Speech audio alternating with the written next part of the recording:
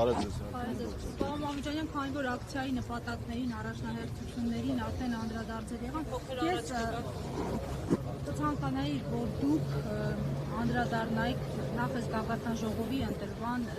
ժամկետներին եւ անցկացման վայրին, պատահական է արդյոք, որ ընդամենը նախընտրական շրջանում քարոզչությունից գալիս են այստեղ։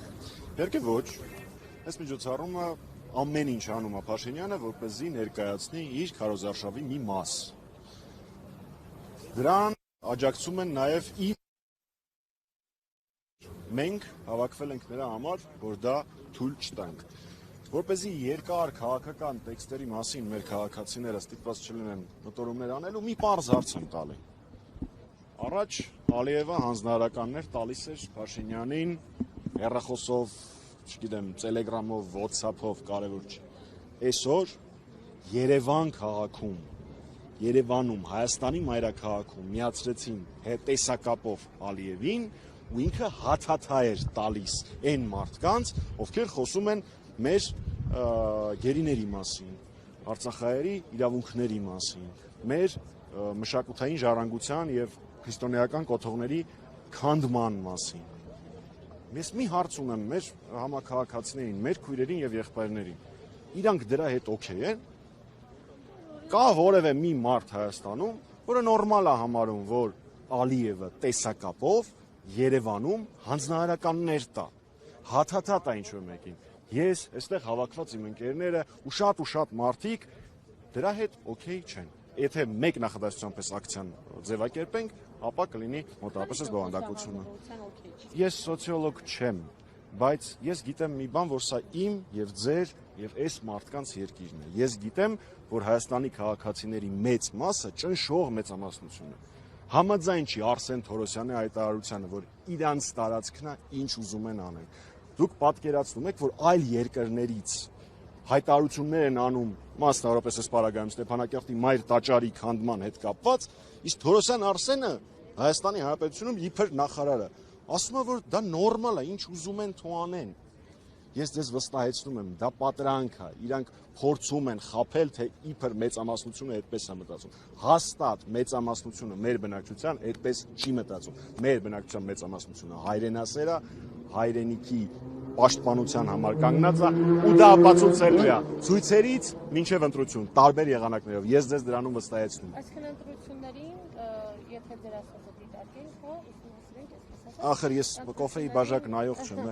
Դիտարկելով ձեր ասածը, պարոն Մամիկյանյան, պետք է չվերանտրվի քաղաքացիական պայմանագիրը։ Ես ասեցի, որ մեր հանրության մեծ մասը որևէ տարբերակով իր բողոքի ակցիան կարտահայտի։ Վստահ մի եղեք, որ դա լինելու է բացառապես ընտրության միջոցով, դա լինելու է օրենքի կողմից չարգելված ամենատարբեր միջոցներով, այդ թվում նաև ընտրություններով։ Հետընտրական պրոցեսները եւս կանխատեսելի են։ Իսկ ինչի՞ միայն հետընտրական։ Եվ պարոն Մամիկյանյան, այս ընթացքում բազմաթիվ հայտարարություններ եղան, հիմա շարունակում են եվրոպական հեռանկարի մասին խոսել Հայաստանի։ Դուք հավատում եք Հայաստանի եվրոպական հեռանկարին այս պայմաններում, այս կարգավորումներում։ 50 քաղ բանտարկյալով գրավված մեր տարածքներով, գերիներով, այդպես եվրոպական ապագա ով է տեսել։ Իհարկե հնարավոր չի եւ ամենակարևորը եվրոպացիներն էլ են դա ասում։ Մեր եվրոպացի գործընկերների համար սա մի միջոցառում է, կգան, կզբոսնեն, կնկարվեն, աշխարհաքաղաքական հայտարարություններ կանեն, բայց դրա պատասխանատվությունը կրելու ենք մենք բոլորս։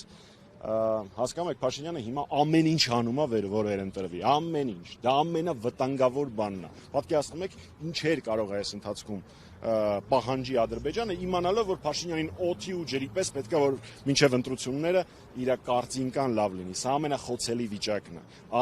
ամենախոցելի վիճակն է։ Իսկ ինչ վերաբերվում է եվրոպական ուղուն, Հայաստանի Հանրապետական կուսակցությունը ժամանակին բանակցել է եւ ստորագրել է ՍԵՊԱ-ն։ ՍԵՊԱ-ն բարեփոխումների մասին է, մեր ձեր յուրաքանչյուրիս ամենօրյա կյանքը ավելի լավը դարձնելու մասին է։ Վիզաների ազատականացման մասին է։ Այդ ամենի մասին էր ՍԵՊԱ-ն, որը բանակցել, ստորագրել ենք մենք։ ու այդ ամենը այս իբր Եվրոպամետ իշխանությունը 50%-ով է իրագործել, ուղիղ կեսը։ Դե հիմա համեմատեք, թե ով էր ավելի շատ եվրոպական բարեփոխումներ բերում Հայաստանում։ Մենք, թե սրանք։ Մյուս 50%-ը հնարավոր համարում եք, որ այս Դե ժամկետը մինչև էս բաներ։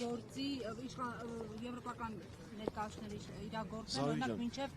ընտրությունները ֆիզիկապես հնարավոր չի, դա ֆիզիկապես հնարավոր չի, այն ինչ որ իրանք չեն արել 8 տարի, ոնց կարան մի ամսում անեն։ 1, երկրորդ, խնդրում եմ մեր քաղաքացիներին հանգարց չտրվել սին խոստումներին, որովհետև այն 250 միլիարդը ես տենց էլ չտեսա ու չիմացա թե որտեղ է լինելու։ Այսօր էլ կարող եմ մի քանի միլիարդի խոստումներ տան, բայց խոստումներով երկիր չես պահում։ Ամենակարևորը խոստումներով մեր գերիներին հետ չես վերելու, խոստումներով մեր գրավված տարածքներ չես ազատագրելու ու այս ընդհանուր ես կարող եմ երկար շարունակել։ Իշխանության ներկայացուցիչները հակադարձելով ձեզ այս տեղի սպասվող ակցիաներին նշում էին, որ դուք հակաժողովրդավարության մասին եք խոսում, որ Հայաստանի Հանրապետությունում տիրում է, բայց պատրաստում եք ակցիա իրականացնել եվրոպական քաղաքական համայնքին զուգընթաց, ասում են, բայ էլ որտեղ ինչպես պետք է լինի ժողովրդավարությունը, եթե ոչ այսպես, որ թույլ են տալիս ձեզ իրականացնել ակցիաներ, քայլեր։ Նախ կետ առաջին գլուխը պատին կտա որևէ մեկը իմ երկրում ինձ ինչ-որ մի բան կթողի կամ չի թողի անել, առավել եւս իմ հայրենիքի, իմ հայրենակիցների իրավունքների բարձրաձայնման հետ կապված 1, երկրորդ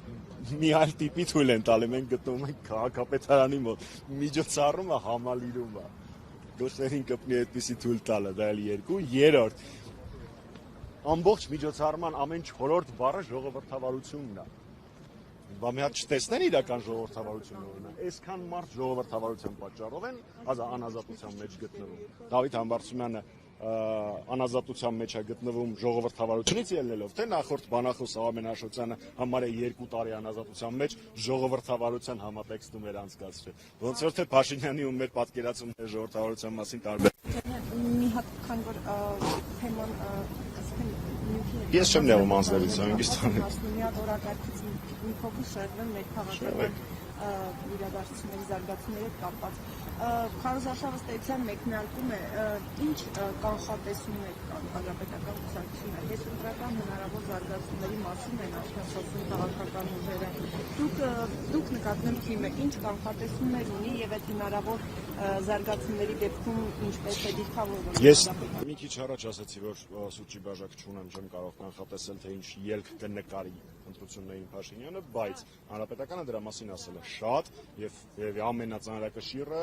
ասվել է մեր համագումարի ժամանակ նախագահ Սարգսյանի կողմից, որ մենք ունենք 4 ուղղություն, որոնցով աշխատելու ենք մինչև ընտրությունները, դրանցից մեկը հենց հիմա ենք իրականացնում, մյուսը ընտրությունների մասնակցության բարձրացումն էր, պոստնիկոլ ծրագրերը եւ հուշագիրը, որի հետ կապված դեռևս արձագանքները քիչ են, բայց ինչ վերաբերում է մինչ ընտրական ու հետ ընտրական զարգացումներին, մենք միլիոն անգամ ասել ենք, որ Փաշինյանը ամեն ինչ կանի, որպեսզի պահի իշխանությունը, ու մենք պետք է ամեն ինչ անենք, որպեսզի դա թույլ չտանք։ Դա կլինի փողոցային խաղաղ ակցիաներով, օրենքի կողմից թույլատրված, նախընտրական թե հետընտրական, դա կարևոր չի, բայց այս 8 տարվա ընթացքում 2018 թվականի ապրիլի 25-ից սկսած հանրապետականը ապացուցել է, որ կապ չունի ծավալը, կապ չունի թե ինչ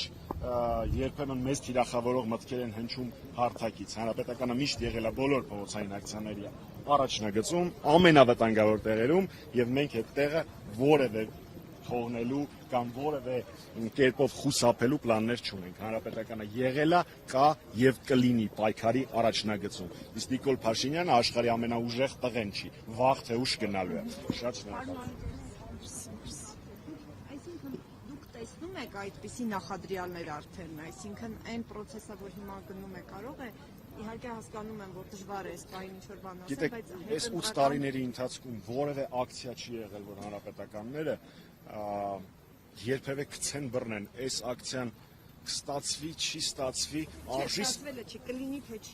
արժի սրան մասնակցել, թե չարժի։ Կաթիլը քար է ծագում, ու մենք այդ կաթիլը կաթացնողն ենք եղել այս ողջ 8 տարին եւ շարունակելու ենք այդպես անել մինչեւ հաղթանակ։ Մենք շանսեր գցող բռնող ենք։ Մենք այս ամենով քաղաքական դիվիդենդ չենք վաստակում։ Հանրապետականը Հայաստանի ինքնության, մեր պետականության, մեր անկախության, մեր ինքնության